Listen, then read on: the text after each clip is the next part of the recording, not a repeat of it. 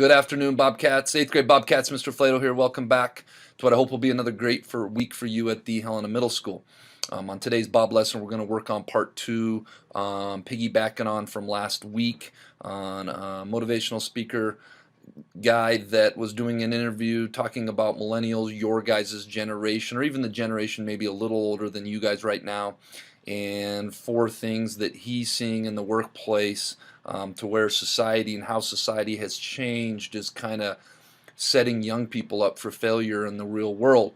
And again, my premise with showing this isn't saying this is absolute. This is just putting ideas out there and then having you critically think on it. So the first 2 part was from last week was building authentic self-esteem and then technology. And this next part today deals more with technology as well. Specifically, this first part that I'm going to talk about with this technology and these things, and what it's created is instant gratification. Everything happens way quicker. Back in the day, if I had a question on the population of Seattle, Washington, super random, you'd have to go to an encyclopedia, look it up, and that would take some time. Now you get on your phone and you can get that information right away.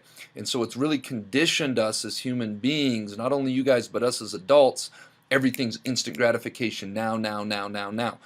Technology has made our lives easier in a way, but it's also set us up for failure when we're used to getting everything right away. Likes on social media, information right now, communication right now.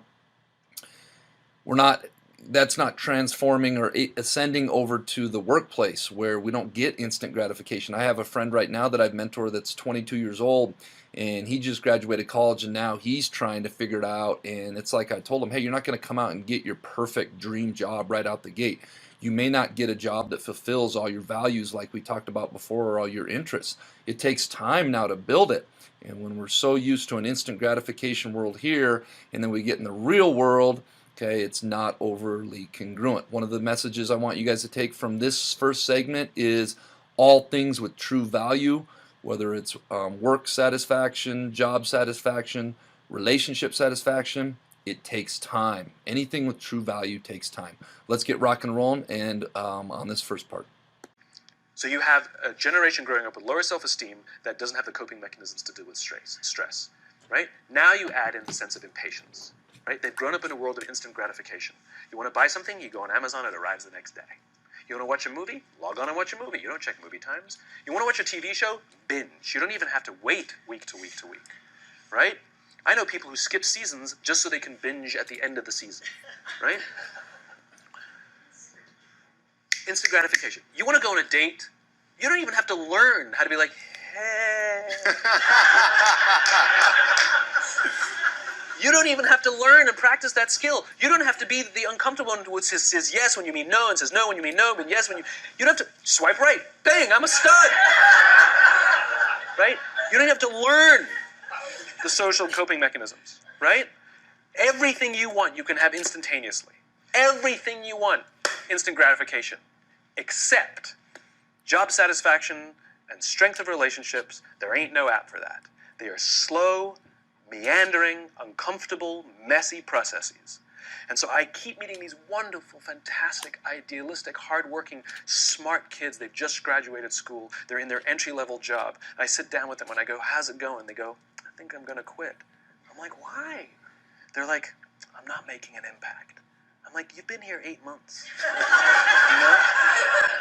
It's as if they're standing at the foot of a mountain and they have this abstract concept called impact that they want to have in the world, which is the summit. What they don't see is the mountain. I don't care if you go up the mountain quickly or slowly, but there's still a mountain. And so what this young generation needs to learn is patience. That some things that really, really matter, like love, or job fulfillment, joy, love of life, self-confidence, a skill set, any of these things, all of these things take time. Sometimes you can expedite pieces of it, but the overall journey is arduous and long and difficult. And if you don't ask for help and learn that skill set, you will fall off the mountain. Or you will, the worst case scenario, and we're already seeing it, the worst case scenario is we're seeing increase in suicide rates, We're seeing an increase in this generation. We're seeing an increase in accidental deaths due to drug overdoses. We're seeing more and more kids drop out of school or take leaves of absence due to depression. Unheard of. This is really bad. The best case scenario, those are all bad cases, right? The best case scenario is you'll have an entire population growing up and going through life and just never really finding joy. They'll never really find deep fulfillment in work or in life. They'll just waft through life, and it'll be just, it's fine. How's your job? It's fine. It's the same as yesterday. How's your relationship? It's fine. Like, that's the best case scenario. All right, and this fourth last part talks about the environment that a lot of these corporations and work environments are. They're so different from school. One of the reasons that we have the cell phone policy that this gentleman is going to talk about is so many times we're so dialed into this instead of having the ability to build real relationships. I see this every morning when I come in the cafeteria. Undoubtedly, you've got a few people visiting, but most people are doing this. When you get out in the real world, you have to be able to have real face-to-face interactions to be successful in the workplace. So let's get going on this last part. Hope you guys enjoyed this series. Which leads me to the fourth point, which is environment. Which is we're taking this amazing group of young, fantastic kids who were just dealt a bad hand. It's no fault of their own. And we put them in corporate environments that care more about the numbers than they do about the kids. They care more about the short-term gains than the long-term life of this young human being. We care more about the year than the lifetime, right? And so we are putting them in corporate environments that aren't helping them build their confidence, that aren't helping them learn the skills of cooperation, that aren't helping them overcome the challenges of a digital world and finding more balance, that isn't helping them overcome the need to have instant gratification and teach them the joys and impact and the fulfillment you get from working hard on something for a long time that cannot be done in a month or even in a year. And so we're thrusting to them in corporate environments, and the worst part about it is they think it's them. They blame themselves. They think it's them who can't deal. And so it makes it all worse. It's not. I'm here to tell them it's not them.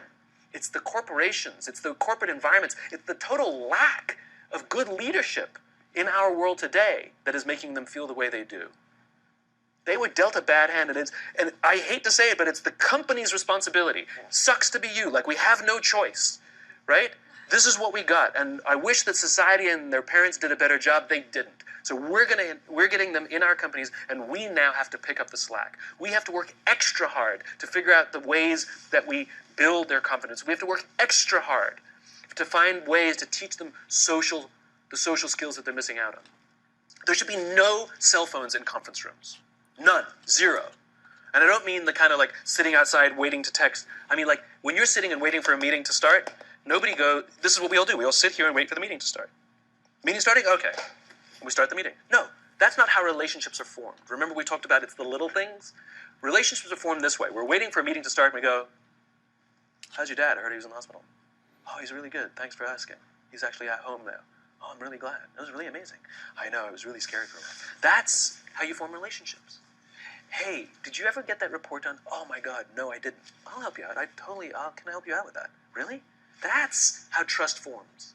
Trust doesn't form at an event in a day. Even bad times don't form trust immediately. It's the slow, steady consistency. And we have to create mechanisms where we allow for those little innocuous interactions to happen. But when we allow cell phones in conference rooms, we just, okay, have the meeting. And then my favorite is like when there's a cell phone there, and you go like this, you go. It rings, and you go. I'm not going to answer that. Like, Mr. Magnanimous, you know? When you're out for dinner with your friends, like, I do this with my friends. When we're going out for dinner and we're leaving together, we'll leave our cell phones at home. Who are we calling? Maybe one of us will bring a phone in case we need to call an Uber or take a picture of our meal. Goes without saying, come on. I mean, I'm an idealist, but I'm not insane. You know? Not a heathen. I mean, it looked really good. We'll take one phone.